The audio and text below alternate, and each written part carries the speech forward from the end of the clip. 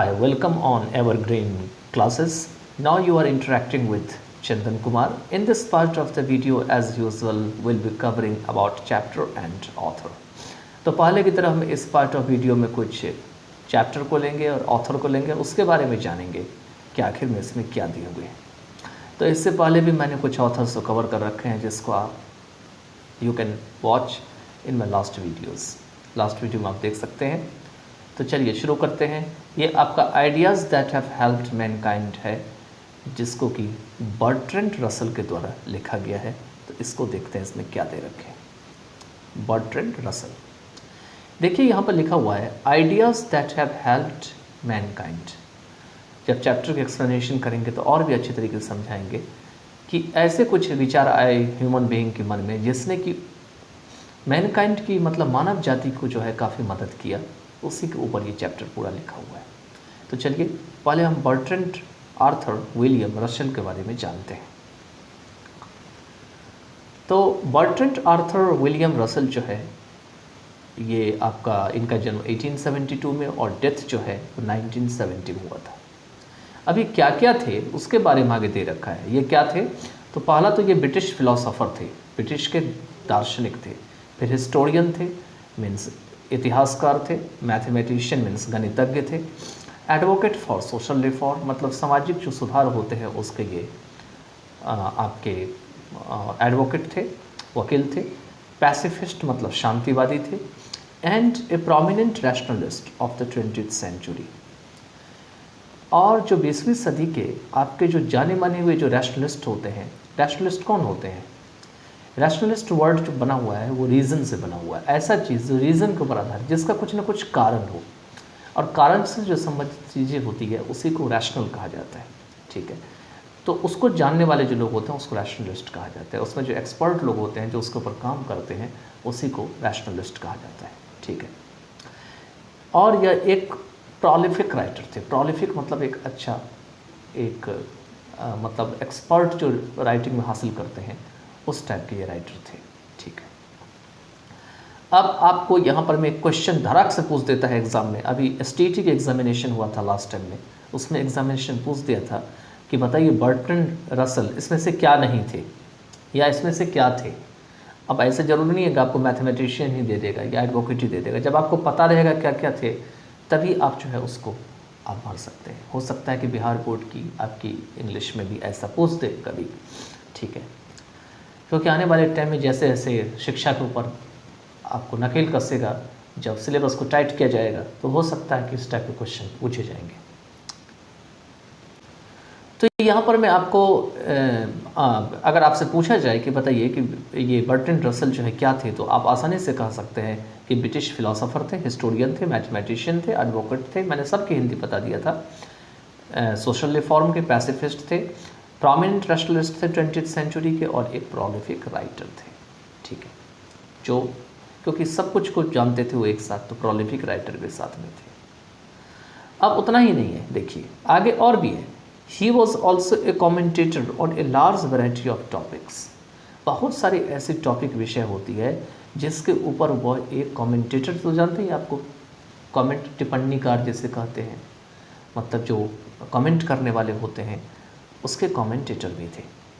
अब आगे जो दे रखे हैं, his comments on sex, marriage, politics, religion, science, psychology, philosophy, socialism, education, Christ, Marx, Buddha, and host of other topics are pithy and full of candor.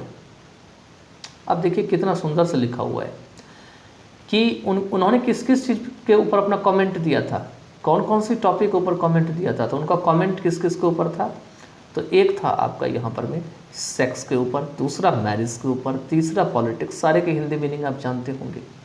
Religion मतलब धर्म, science means विज्ञान, psychology means मनोविज्ञान, philosophy means दर्शन, socialism means समाजवाद, education means शिक्षा, और Christ तो जानते ही आप। मार्क्स हो गया, मार्क्स जो है आपको मार्क्सवाद थी, एक मार्क्सिज्म थी। ठीक है, उसके बारे में हम कभी आपको बताएंगे। बुद्धा जो आपका गौतम बुद्ध है, ठीक है, महात्मा बुद्ध है। And A host of other topics, और इस तरीके से बहुत सारे ऐसे हॉस्ट ऑफ अदर टॉपिक, मतलब बहुत सारे ऐसे टॉपिक थे जिसके ऊपर वो कमेंट करते हैं, ठीक है। और उनकी जो ये कमेंट्स होती है वो पिथी होती है। पिथी मतलब डायरेक्ट वो ये चीज़ को बताते हैं, बिल्कुल डायरेक्ट एक्सप्रेस करते हैं, बताते हैं, ठीक है। And full of candour. Candour का मीनिंग होते हैं कि जो उनके मन में विचार आता है वही एकदम बिल्कुल ईमानदारी से पेश करते हैं, ये नहीं कि उसमें कोई वो बेईमानी करते हैं, तो उसी को कैंडर कहा जाते हैं। और पिथी का मतलब सीधे तरीके से किसी चीज़ को बताना, डायरेक्ट बताना, कोई भी चीज़ इनडायरेक्ट नहीं बताना, ठीक है। तो इस तरीके से अभी तक आपने दो चीज़ देखा। पहला तो बर्ट्रैंड आर्थर विलियम रसेल जो है वो कौन थे, दूसरा उनका कमेंट्स किसके ऊपर था। अब आगे चलते हैं। आगे जो नेक्स्ट है आपके वो दे रखे हैं कि 1950 Russell was awarded Nobel Prize in Literature in recognition of his varied and significant writings in which he champions humanitarian ideals and freedom of thought. 1950 में रसेल को जो है एक नोबेल प्राइज़ दिया गया था। किस में दिया गया? लिटरेचर में दिया गया। किसकी ख्याति के लिए या नाम के लिए दिया गया रिकॉग्निशन? तो यहाँ पे दिया हुआ है उनके अलग अलग और जो महत्वपूर्ण जो राइटिंग्स थे, मतलब उनके अलग अलग, वैरिड मीन्स अलग अलग, और उनके जो महत्वपूर्ण सिग्निफिकेंट मीन्स होते हैं इंपॉर्टेंट राइटिंग्स थे जिसमें वो चैम्पियन हासिल कर रहे थे, ठीक है। चैम्पियंस थे खास करके ह्यूमैनिटेरियन आइडियल्स में, जिसमें वो ह्यूमैनिटी की बात पूरी अच्छे से करते हैं, और जो अपना जो विचार की जो अभिव्यक्ति है या आज़ादी है, जो आपके फ्रीडम ऑफ थॉट है, उसके ऊपर करते हैं। तो आपको अगर पूछा जाए कि बताइए कि किस कारण से नोबेल प्राइज़ दिया गया, तो ये सारे इसमें रीजंस हैं जिसके कारण से इसको नोबेल प्राइज़ दिया गया, ठीक है। अब इसमें से जो आपके रीजंस हैं वो आप देख ही सकते हैं। एक तो ह्यूमैनिटेरियन आइडियल्स के ऊपर, और एक आपका फ्रीडम ऑफ थॉट के ऊपर, और बहुत सारी इन्होंने सिग्निफिकेंट राइटिंग करी थी अलग अलग तरीके से, उनके कारण इनका नाम हो गया था, तो उसके कारण से इनको जो है ये नोबेल प्राइज़ आपको दिया गया था 1950 में। उसके बाद दे रखे हैं as one of the world's best non intellectuals Russell's voice carried great moral authority. कहते हैं दुनिया में जो जितने भी जाने माने हुए इंटेलेक्चुअल्स थे उसमें से ये एक इंटेलेक्चुअल कौन होते हैं? जो कठिन परिस्थिति में अपनी बुद्धि विवेक का इस्तेमाल करके उससे बचते हैं, उससे संघर्ष करते हैं, उसी को इंटेलेक्चुअल कहा जाता है, ठीक है। उस समय Russell voice carried great moral authority, कहते हैं क्योंकि ये एक जाने माने हुए इंटेलेक्चुअल में से एक थे, तो इसलिए रसेल का जो वॉइस था वो एक बहुत ही अच्छा सा जो नैतिक जो अधिकार होता है या अथॉरिटी होता है उसको वो साथ में लेके चले। उसमें उन्होंने नैतिकता की बात कही, मॉरलिटी की बात कही। He was original and provocative in his attitude and clear and forceful in his style. कहते हैं कि अपनी जो उनका वे ऑफ थॉट था, एटीट्यूड था, उसमें प्रोवोकेटिव थे, मतलब किसी को उकसा देते थे, प्रोवोक करते थे अपनी लैंग्वेज से, और उसमें वो असली थे, ओरिजिनल थे। And forceful to his style, और अपनी जो स्टाइल थी उनकी उसमें वो क्या थे? फोर्सफुल थे किसी चीज़ को लिखने के लिए, ठीक है। इसमें नेक्स्ट दिए हुए हैं आपके कि हिज राइटिंग्स, उनका जो राइटिंग था, his writings emphasise reason, intelligence, human happiness, peace and liberty. उनकी राइटिंग किस किस के ऊपर जोर डालती है? तो पहला तो रीज़न के ऊपर, कारण मैंने बताया था ऊपर, आप रैशनल से इसको जोड़िएगा तो रीज़न मिलेगा। मैंने बोला था आपको किसी चीज़ को अगर रीज़न से रिलेट किया जाता है तो उसी को रैशनल कहा जाता है, और जो रैशनल के ऊपर काम करने वाले होते हैं उसी को रैशनल लिस्ट कहा जाता है, और इसी का एक वर्ड बनता है जिसको रैशनलिज्म कहा जाता है। तो वही बात ये फिर से आ गई कि वो जो है इसमें दे रखे हैं कि वो किस किस के ऊपर उनका राइटिंग जोर डालते थे। एम्फेसाइज का मतलब जोर डालना है। तो पहला है आपका रीज़न, कारण के ऊपर, दूसरा इंटेलिजेंस के ऊपर, इंटेलिजेंस तो आप जानते ही होंगे, ह्यूमन हैप्पीनेस मतलब मानव की जो आपकी जो खुशी है उसके ऊपर, पीस जो आपकी शांति है, और लिबर्टी मीन्स आज़ादी जो होती है उसके ऊपर। अच्छा, एक चीज़ मैं आपको यहाँ पर मैं इंटेलिजेंस है, कोई आपसे ये पूछे कि इंटेलिजेंस जो है, इंटेलिजेंट में और ब्रिलियंट में क्या फ़र्क होते हैं, मैंने फ़िलॉसफ़ी का, हालांकि ये वर्ड है, लेकिन फिर भी अगर आपसे ये पूछ दे कि बताइए ब्रिलियंट, वो बहुत ब्रिलियंट स्टूडेंट है और बहुत इंटेलिजेंट स्टूडेंट, आखिर इन दोनों में क्या फ़र्क है? तो देखिए, इंटेलिजेंट जो होते हैं ना, वो आप बहुत तेज, अगर कोई चीज़, कोई व्यक्ति अगर किसी चीज़ में बहुत तेज है तो उसको इंटेलिजेंट समझा जाता है, ठीक है। लेकिन जो ब्रिलियंट होते हैं वो बहुत ज़्यादा इंटेलिजेंट होता है, मतलब ब्रिलियंट का पावर जो होता है वो इंटेलिजेंट से ज़्यादा होता है। तो ब्रिलियंट कोई कोई होता है और इंटेलिजेंट लगभग आप मेहनत करेंगे तो आप इंटेलिजेंट बन सकते हैं। तो इस तरीके से यही डिफरेंस है ब्रिलियंट में और इंटेलिजेंट में। चलिए आगे चलते हैं। नेक्स्ट इसमें दे रखे हैं,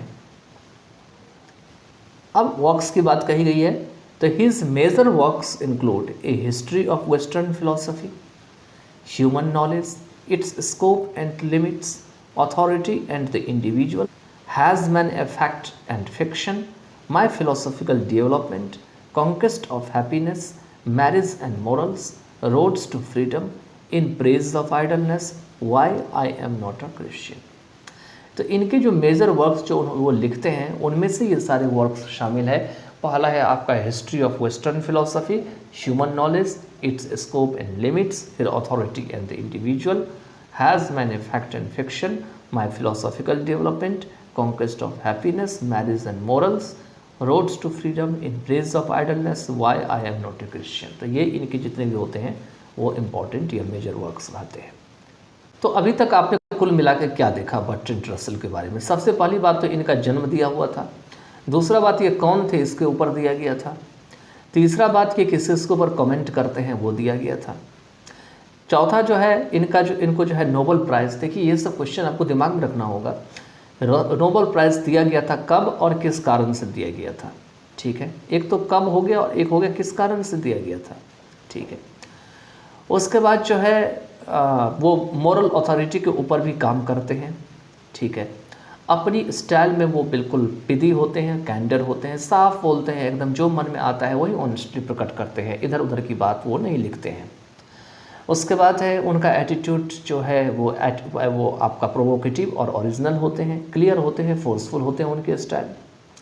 उनका राइटिंग किस किस के ऊपर जोर डालती है, तो reason, intelligence, human happiness, peace and liberty. और उनका जो वर्क्स है वो नीचे दिए हुए हैं आपके, history of western philosophy, human knowledge, its scope and limits, authority and the individual, has man a fact and fiction. उसके बाद माई फिलोसॉफिकल डेवलपमेंट, उसके बाद है कॉन्क्वेस्ट ऑफ हैप्पीनेस, उसके बाद दिए है आपके।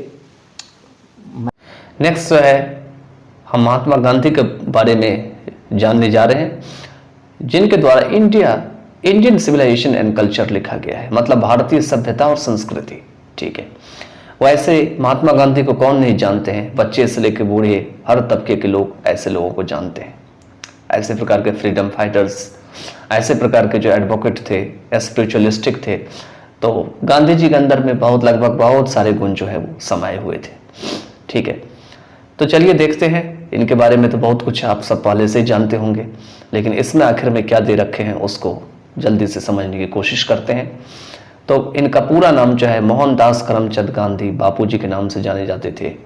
इनका जन्म 1869 में हुआ था और 1948 में इनकी डेथ हुई थी। इनको लोकप्रिय रूप से जो है बापू के रूप में या राष्ट्रपिता, फादर ऑफ द नेशन के रूप में जाने जाते हैं।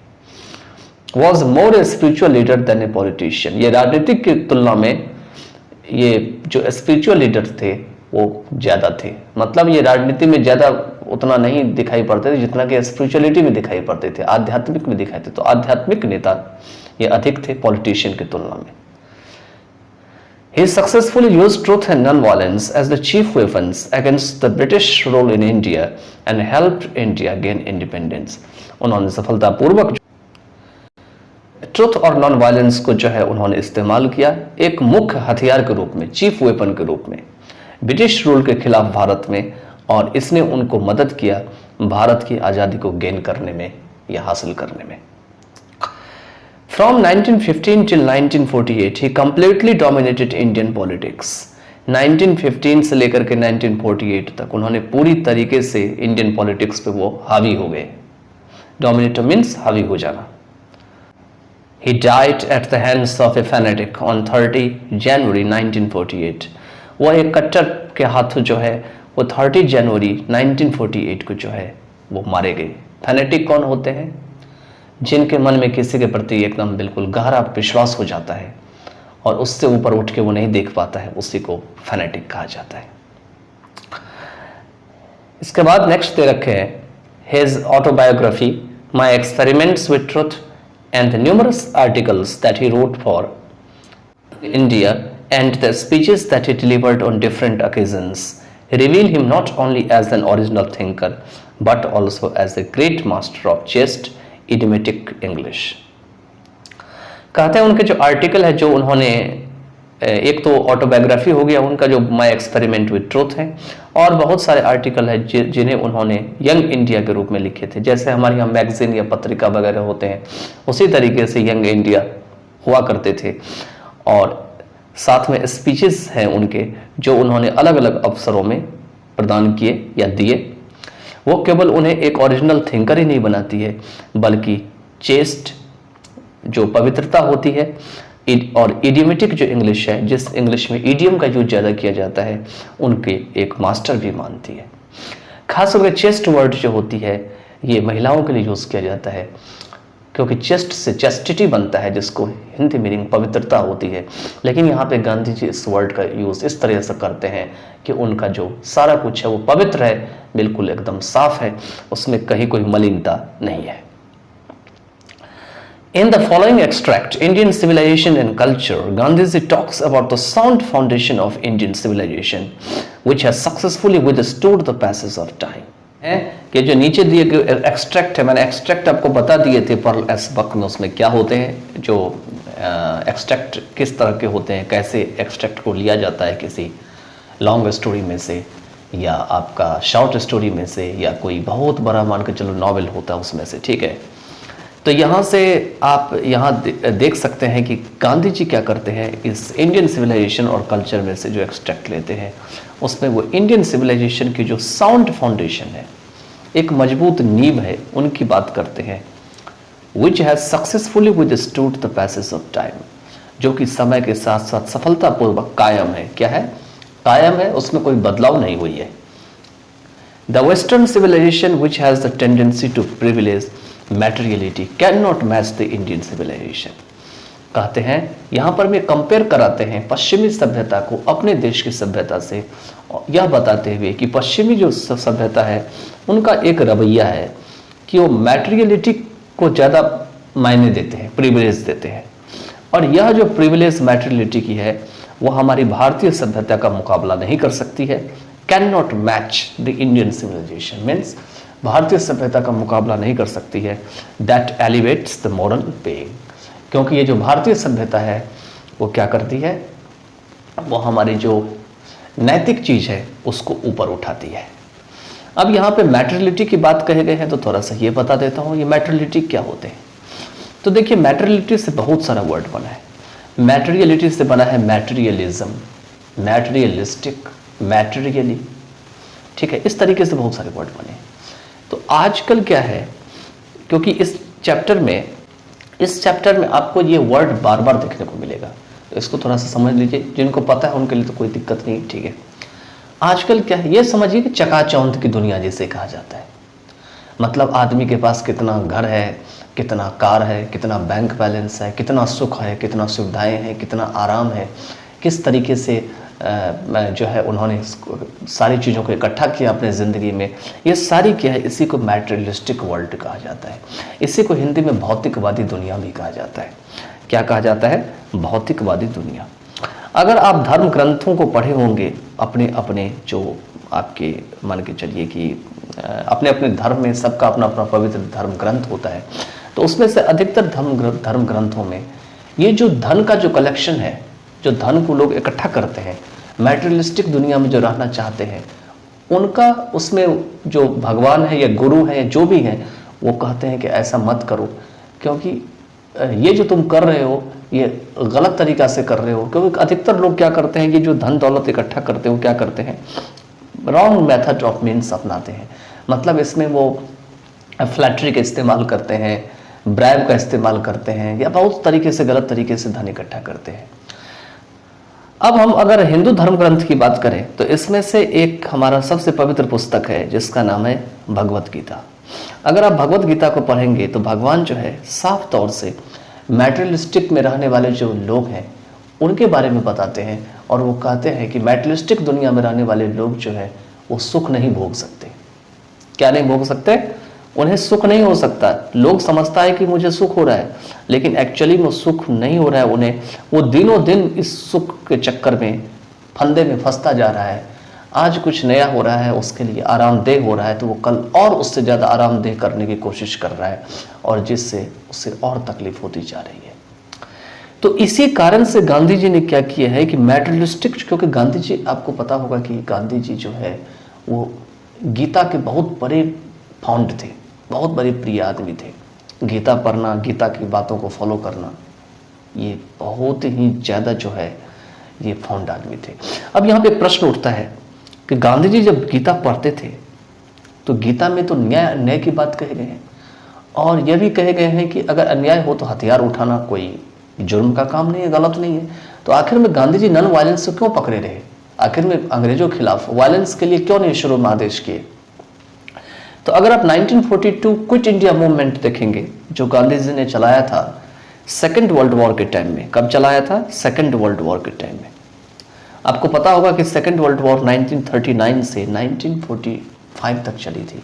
हिरोशिमा नागासाकी पे एटॉमिक वेपन्स गिराया गया था उसके साथ। तो उसमें उन्होंने कहा था कि एक नारा दिया था जिसका नाम था डू और डाई, करो या मरो।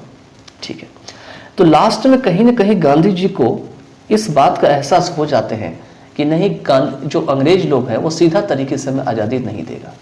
तो कहीं ना कहीं गीता से मिलता जुलता बात जो है समझ में आ रहा है। जिस प्रकार से अर्जुन को कई दिनों तक समझाया जाता है, जिस प्रकार से कौरवों को कई दिनों तक समझाया जाता है, उसके बाद महाभारत होती है और फाइनली जो है डिसीजन लेते हैं, उसी प्रकार से यहाँ गांधी जी जो है यहाँ लास्ट में करो या मरो का नारा देते हैं। और फाइनली जो है आपको पता होगा कि गांधी जी जो है फास्ट पे विश्वास करते थे कि फास्टिंग करेंगे, हम उपवास करते थे, और इनका उपवास इतना हेवी होता था कि आपको पता है कि इस उपवास को करना सबके बस की बात नहीं है। महीना भर ये उपवास कर जाते थे, अनशन करने लगते थे, ये अपने शरीर को खत्म कर देना चाहते थे। और बहुत सारी ऐसी कारण है, आज भी स्टूडेंट्स वगैरह या कुछ आज के जनरेशन्स या आज भी बहुत लोगों के अंदर में एक कन्फ्यूज़न बना हुआ है कि हमारे कंट्री में बहुत बड़े बड़े रिवॉल्यूशनरी बने जो फांसी पे लटक गए, फांसी के झूले पे लटक गए, जिनके कारण से आज़ादी को हेल्प मिली, इंडिया इंडिपेंडेंस को गेन किया है। लेकिन आखिर में जब नोट बना, आज हमारे पास जो नोट है उसके ऊपर गांधी जी का नाम ये फोटो क्यों लगता है? आखिर में इतने बड़े बड़े लीडर्स हमारे कंट्री में हुए, सुभाष चंद्र बोस हुए, भगत सिंह हुए, खुदीराम बोस हुए, कौन नहीं इस देश के लिए मतलब बहुत अच्छा काम किए, लेकिन आखिर में इन्हीं का आखिर में नोट पे नाम क्यों रहता है? तो अगर आप इसकी नोट पे आखिर में फोटो क्यों रहता है? अगर गांधी जी के आप बैकग्राउंड में जाएंगे, आप गांधी जी के पूरी चीज़ों को देखेंगे तो ये चीज़ आपको समझ में आ जाएगा। देखिए, इनके बारे में तो बहुत कुछ है, अगर बताऊंगा तो काफ़ी लंबी वीडियो हो जाएगी, लेकिन यहाँ पे हम मैटेरियलिस्टिक युग की बात कर रहे थे जो आपको इस चैप्टर में काफ़ी हेल्प करेगा। इस चैप्टर में खास करके आपको बताएगा कि किस प्रकार से पश्चिमी जो सभ्यता है या पश्चिमी दुनिया, इंग्लैंड, फ्रांस, जो जितने भी कंट्री हैं या USA वगैरह है, वो किस प्रकार से भौतिकवादी दुनिया में जो है डूबते जा रहे हैं, और जिसके कारण से उन्हें परेशानी का सामना करना पड़ रहा है। लोग सुख नहीं है। और यहाँ पर में वो ये भी कहते हैं कि हमारी जो सभ्यता है वो भले ही मैटेरियलिस्टिक दुनिया में इतना डूबा हुआ नहीं है, लेकिन हमारी सभ्यता भी बदला नहीं है, लेकिन यूरोप की सभ्यता बदलती जा रही है। ठीक है, तो इस तरीके से ये बताते हैं। चलिए, तो एक बार हम फिर से जो है शॉर्ट में इसके बारे में आपको बता देते हैं। तो महात्मा गांधी जो थे, इनका पूरा नाम मोहनदास करमचंद गांधी थे। इनका जन्म 1869 में हुआ था और डेथ 1948 में हुई थी। इन्हें लोकप्रिय रूप से बापू और फादर ऑफ द नेशन के नाम से जाने जाते थे। ये आध्यात्मिक लीडर अधिक थे राजनीतिक की तुलना में। वे सफलतापूर्वक जो है ट्रुथ और नॉन वायलेंस, अहिंसा का इस्तेमाल किए अपने प्रमुख हथियार के रूप में ब्रिटिश रूल जो भारत में थी उसके खिलाफ लड़ने के लिए और भारत को आज़ादी दिलाने में मदद किए। उसके बाद नेक्स्ट दे रखे हैं कि 1915 से लेकर के 1948 तक वो पूरी तरीके से भारतीय पॉलिटिक्स पे हावी रहे, डोमिनेट किए, उनका दबदबा बना रहा और वो 30 जनवरी 1948 को फैनेटिक के हाथों जो है मारे गए। उनकी जो ऑटोबायोग्राफी है माय एक्सपेरिमेंट विद ट्रुथ और जो बहुत सारे आर्टिकल है जो वो यंग इंडिया के लिए लिखे थे या स्पीच है जो उन्होंने अलग अलग अवसरों में दिया, वो उन्हें केवल एक ओरिजिनल थिंकर ही नहीं मानती है बल्कि चेस्ट इडियोमेटिक इंग्लिश का एक ग्रेट मास्टर भी बनाती है। कहते नीचे दिए गए जो एक्सट्रैक्ट है इंडियन सिविलाइजेशन एंड जो कल्चर है उसमें गांधी जी क्या करते हैं तो इंडियन सिविलाइजेशन की जो मजबूत नींव है उसके बारे में बात करते हैं, जो नींव समय के साथ आज भी कायम है, विद स्टूड है, सफलतापूर्वक कायम है। हमारी जो वेस्टर्न सिविलाइजेशन है वो इंडियन सिविलाइजेशन का मुकाबला नहीं कर सकती है क्योंकि इंडियन सिविलाइजेशन का जो वेस्टर्न सिविलाइजेशन का जो रवैया है वो है आपका मैटरलिटी को ज़्यादा बढ़ावा देना, उसका प्रिविलेज करना, जो कि हमारी इंडियन सिविलाइजेशन का मुकाबला नहीं कर सकती है, जो कि हमारी नैतिक चीज़ों को ऊपर उठाती है। ठीक है, तो इस तरीके से महात्मा गांधी के बारे में हमने बता दिया है। तो इस पार्ट ऑफ वीडियो में आपके पास 3 जो ऑथर्स हैं, फर्स्ट ऑथर है आपके बर्ट्रैंड रसेल, सेकंड है आपके पर्ल एस बक जिनके द्वारा इंडिया थ्रू ए ट्रैवलर्स आइज लिखा गया, और थर्ड है आपका गांधी जी जिनके द्वारा आपका इंडियन सिविलाइजेशन एंड कल्चर लिखा गया। ठीक है, चलिए आगे जो है आपका पर्ल एस बक का करेंगे। पर्ल एस बक के द्वारा जो है इंडिया थ्रू और ट्रैवलर्स आइज लिखा गया है। पर्ल एस बक का जन्म 1892 में हुआ था और डेथ 1973 में हुई थी। अमेरिकन बाय बर्थ, जन्म से अमेरिकन थे, was Rudyard in China bye her missionary parents, लेकिन चाइना में उनके जो मिशनरी पेरेंट्स थे उनके द्वारा उनका पालन पोषण किया गया। अब ये मिशनरी पेरेंट्स क्या होते हैं? तो मिशनरी वो होते हैं जो एक देश से दूसरे देश में जाते हैं धर्म का प्रचार करने के लिए, उसको मिशनरी कहा जाता है। She taught in a Chinese university, उन्होंने चाइनीज यूनिवर्सिटी में पढ़ाई। She is known for her travelogue and memoirs, उसको ट्रैवलॉग और मेमोर्स के लिए जाना जाता है। ठीक है, अभी ट्रैवलॉग और मेमोर्स क्या होते हैं? तो सबसे पहले हम ट्रैवलॉग की बात करते हैं। तो ट्रैवलॉग की अगर बात करें तो ट्रैवलॉग वो होते हैं जब हम कहीं पे यात्रा करने के लिए जाते हैं, किसी देश में जाते हैं, कहीं पे जाते हैं, तो जो भी हम देखते हैं तो उसको हम क्या करते हैं, एक कहानी के माध्यम से दूसरों तक पहुंचाते हैं, तो उसको ट्रैवलॉग कहा जाता है।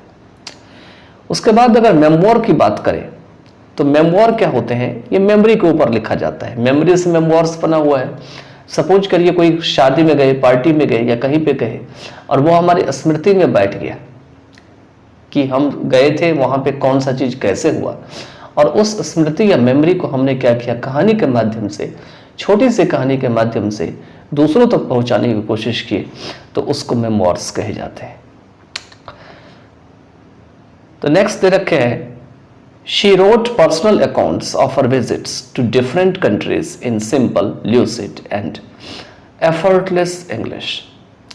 उन्होंने अपने पर्सनल जो अकाउंट है, जो खास जो जानकारी है अलग अलग देशों में जो वो गए थे घूमने के लिए, उसे एक सरल, लूसिड, सुंदर और एफर्टलेस इंग्लिश में लिखती है, मतलब अथक अंग्रेजी में लिखती है। She won the Nobel Prize for Literature in 1938. वह 1938 में नोबेल प्राइज उन्हें दिया जाता है, किसके लिए? तो लिटरेचर के लिए दिया जाता है। अब आपको पता होगा कि बर्ट्रैंड रसेल को भी नोबेल प्राइज दिया गया था, लेकिन 1950 में दिया गया था। तो ये सब चीज़ याद रखने की बात है। ठीक है, नेक्स्ट है, notable among the chief works are the God's Earth 1931, a novel on China and come my beloved with India as a background. ये सब इनके जाने माने हुए जो है उनके जो चीफ वर्क है उनमें से हैं, जिसमें गॉड्स अर्थ 1931 में लिखा था उन्होंने। चाइना के ऊपर उन्होंने एक उपन्यास लिखी थी जिस, और कम एंड माय बिलवेड जो है इसमें इंडिया को बैकग्राउंड बना के लिखा हुआ था। ये जो प्रेजेंट पीस आप पढ़ने जा रहे हैं या पढ़ेंगे, इंडिया थ्रू ए ट्रैवलर्स आइज, ठीक है, ये माय सेवरल वर्ड्स जो एक्सट्रैक्ट है उससे लिखा गया है या उससे लिया गया है। ठीक है, देखिए एक्सट्रैक्ट क्या होता है, मैंने पहले बताया था, बहुत सी लंबी सी स्टोरी नॉवेल्स होती है, उसमें से एक पार्ट काट के, मतलब एक पार्ट होता है सिंगल पार्ट, उसको काट करके लिख दिया जाता है, जिसके मीनिंग तो कंप्लीट होती है लेकिन ऐसा लगता है इसका जो बिगिनिंग है वो भी नहीं है और एंडिंग भी नहीं है, लेकिन आपको मोटा मोटी समझ में आ जाता है कि आखिर में कहना क्या चाहता है। ठीक है, तो इसी को एक्सट्रैक्ट कहा जाता है। Which is a personal record of her life, जो कि क्या है, उनकी लाइफ का पर्सनल रिकॉर्ड है। It shows her love for the poorest people living in Indian villages. यह भारतीय गांव में जो लोग रहते हैं और उनमें जो सबसे गरीब तबके के लोग रहते हैं, उनके लिए वो किस प्रकार के प्यार दिखाती है, उसमें वो लिखती है खास करके। ठीक है, तो इसमें हमने क्या देखा मोटा मोटी, इसमें हमने यही देखा कि पर्ल एस बक जो है 1892 में जन्म हुआ था इनका और 1973 में इनकी डेथ। ये जन्म से तो अमेरिकन थे, लेकिन इनका पालन पोषण जो है अपने मिशनरी जो पेरेंट्स थे उनके द्वारा चाइना में किया गया। वो चाइनीज यूनिवर्सिटी में पढ़ाई भी। उन्हें ट्रेवलॉग और मेमोर्स के लिए जाने जाते हैं। उन्होंने पर्सनल अकाउंट्स अलग अलग देश में जो गई घूमने के लिए उसके ऊपर लिखी, जो सिंपल, लूसिड और एफर्टलेस इंग्लिश में लिखी। कहते हैं नोबेल प्राइज उन्हें लिटरेचर के लिए 1938 में दिया गया। उनके जो चीफ वर्क्स हैं उसमें जो जाने माने वो वर्क्स हैं वो है आपका गॉड्स अर्थ 1931 का, a novel on China and come my beloved with India as a background, और जो प्रेजेंट पीस है India through a traveller's eyes, ये आपका एक एक्सट्रैक्ट है जो माय सेवरल वर्ल्ड से लिया गया है, जो कि उनकी निजी जिंदगी का एक रिकॉर्ड है। और यह दिखाते हैं कि किस प्रकार से वो भारतीय विलेजेस में जो गरीब, सबसे गरीब तबके के लोग रहते हैं, गरीब वर्ग के लोग रहते हैं, उनके लिए वो क्या कैसा प्यार दिखाती है, वो उनकी बात इसमें वो कहते हैं। ठीक है।